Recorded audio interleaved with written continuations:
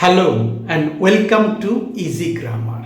আজ আমি একটা ভীষণ লম্বা ইডিয়ম নিয়ে এসেছি, একটা দীর্ঘ ফ্রেজ নিয়ে এসেছি। আর বিশেষ বিশেষ বাক্য বলতে গেলে এই ফ্রেজের ব্যবহার কিন্তু জানতেই হবে। স্পোকেন ইংলিশে হামেশাই এই ফ্রেজ বা এই ইডিয়মটা ব্যবহার করা হয়। তো সেই ফ্রেজ বা ইডিয়ম, যেটাকে আমি বলছি ভীষণ লম্বা একটা ফ্রেজ, ভীষণ দীর্ঘ একটা ইডিয়ম, সেটা কি তা জানার আগে আমাদের বোর্ডে লেখা এই বাংলা বাক্যগুলো একটু পড়ে নিতে হবে আমাদেরই বোঝার সুবিধার জন্যে। ছেলেটি বেশ মেধাবী, কারণ বাবা মাও তেমনি। ছেলেটা মেধাবী কারণ তার বাবা মাও তেমনি, তার বাবা মাও বেশ মেধাবী। পাশের বাড়ির মেয়েটা পরীক্ষায় পাশ করতে পারেনি।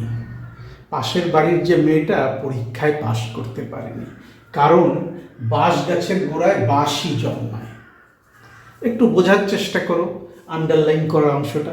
বাঁশ গাছের গোড়ায় বাঁশ গাছই জন্মায়, কারণ এর দ্বারা আমি বোঝাতে চাচ্ছি, এই আন্ডারলাইন করা অংশটা দিয়ে আমি বোঝাতে চাচ্ছি যে মেয়েটা পরীক্ষায় পাশ করতে পারেনি পাশের বাড়ির কারণ সে পড়াশোনায় ভালো না, তার বাবা মাও পড়াশোনায় ভালো না।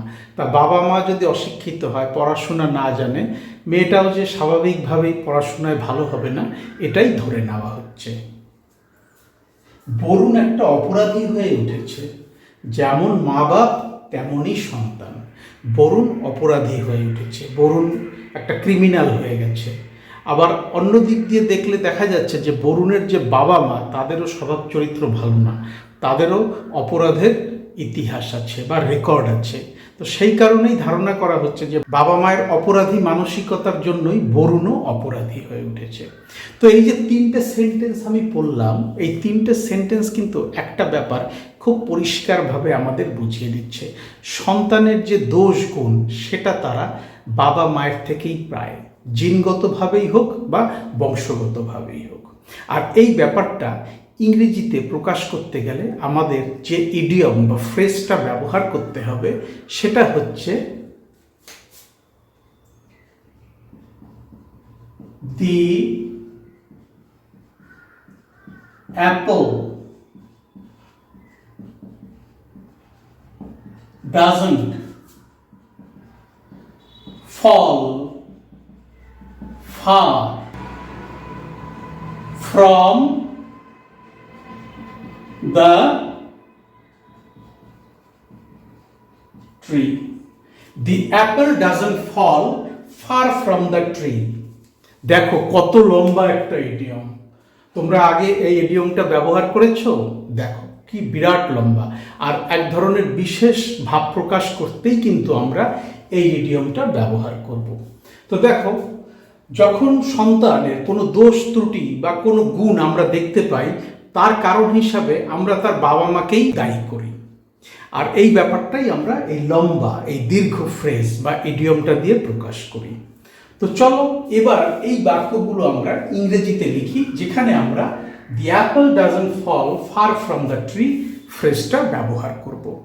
ইডিয়মটা কিন্তু self এক্সপ্ল্যানেটরি।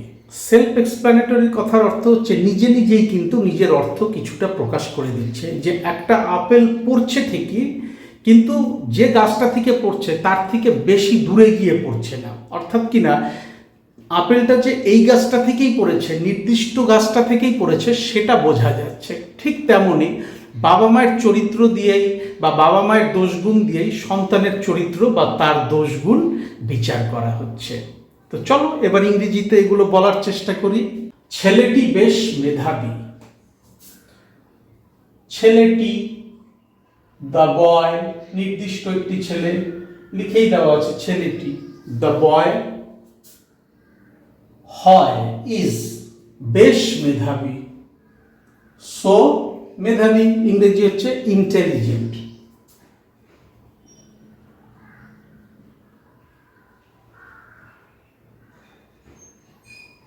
The boy is so intelligent কারণ, because, এইবার আমরা এই আন্ডারলাইন করা অংশটা এই লম্বা ইডিয়মটা দিয়ে প্রকাশ করব, এই দীর্ঘ ফ্রেজটা দিয়ে প্রকাশ করব। তো চলো লিখে ফেলা যাক। Because the apple doesn't fall far from the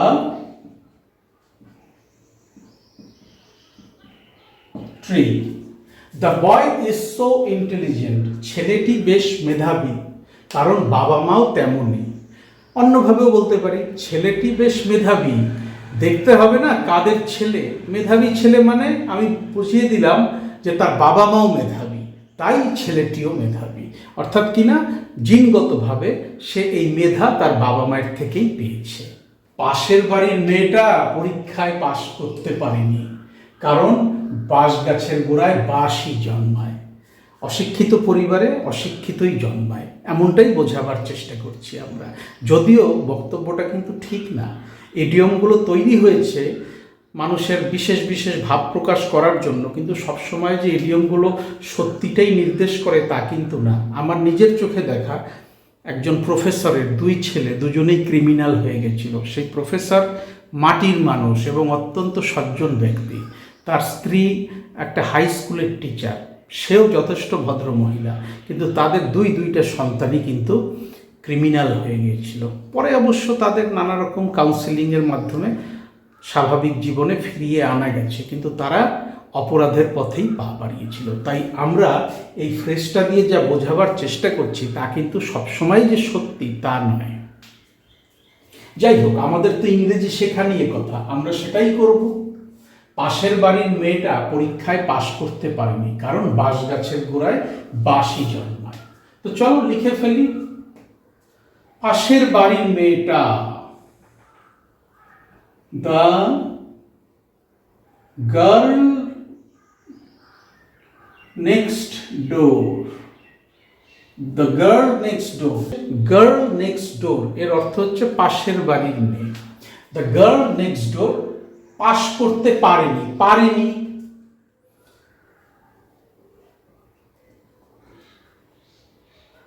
couldn't, could not, তাকে আমি সংক্ষেপে কুডন্ট লিখলাম। The girl next door couldn't pass করতে পারেনি। কি পাস করতে পারেনি? পরীক্ষায়। পাস দ্য এক্সাম, কারণ বাঁশ গাছের গোড়ায় বাঁশই জন্মায়।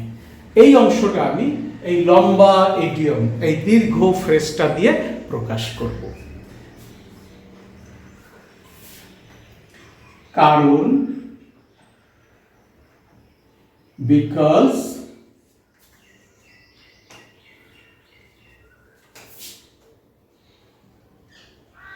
the apple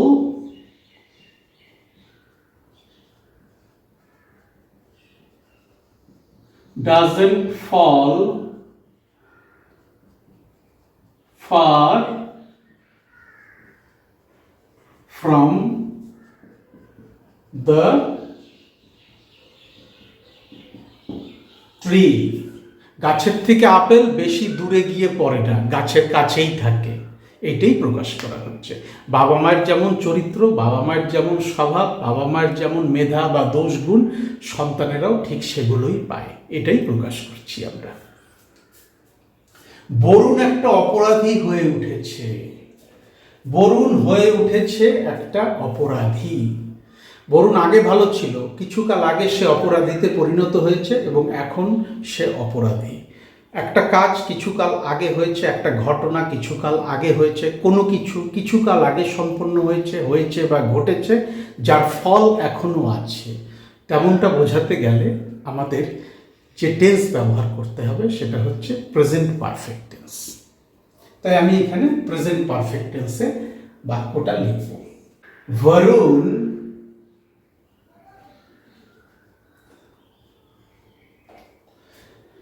হয়েছে,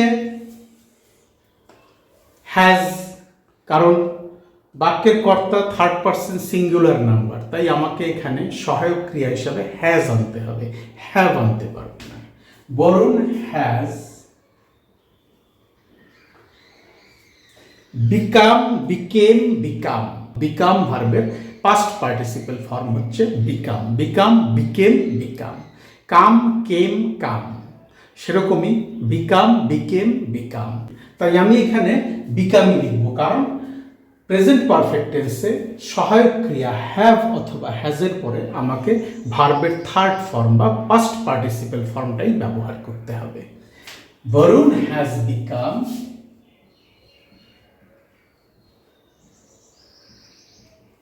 কি হয়ে উঠেছে? একটা অপরাধী বা একজন অপরাধী। ক্রিমিনাল। যেমন মা বাপ তেমনই সন্তান। বাবা মাও ভালো না, বাবা মায়েরও অপরাধের রেকর্ড আছে, বাবা মাও অনেক আজে বাজে কাজ করেছে, সন্তান তো খারাপ হবেই। সে যা দেখে বড় হয়েছে তার উপর ঠিক সেই প্রভাবটাই পড়েছে। কারণটা উজ্জ্বল আছে, আমি লিখে দিই বিকজ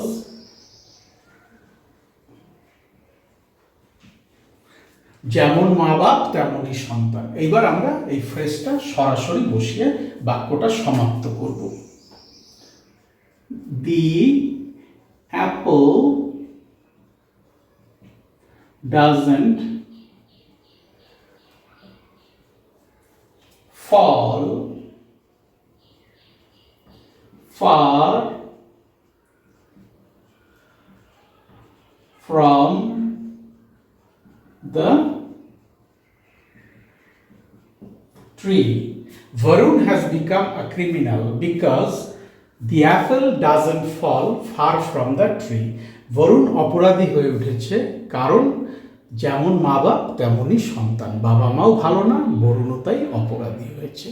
তাহলে আমরা বুঝতে পারলাম যে সন্তানের যে দোষ গুণ সেটা সে বাবা মায়ের থেকেই বংশানুক্রমে বা জিনগতভাবে পেয়ে থাকে। আর সেই ব্যাপারটাই ইংরেজিতে প্রকাশ করতে হলে একটা বিরাট লম্বা ইডিয়ম, একটা দীর্ঘ ফ্রেজ ব্যবহার করতে হয়। আর সেই ফ্রেজটা হচ্ছে the apple doesn't fall far from the tree. তাহলে তোমরা বুঝতে পারলে এই লম্বা ইডিয়ম, এই দীর্ঘ ফ্রেজের ব্যবহার। এইবার তোমরা এই ফ্রেজটা দিয়ে নিজেদের মধ্যে কিছু সেন্টেন্স তৈরি করে বলার চেষ্টা করো। যত বলবে ফ্রেজের ব্যবহার তত ইজি হয়ে যাবে।